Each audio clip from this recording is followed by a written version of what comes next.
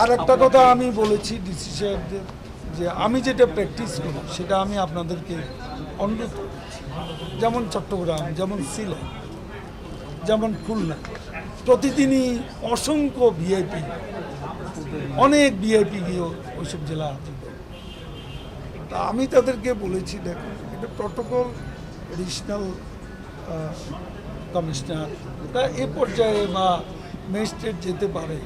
DC SP যদি মন্ত্রীর পেছনে এত ছোটাছুটি করে তাহলে ডিসিএসপি কাজ করবে কখন?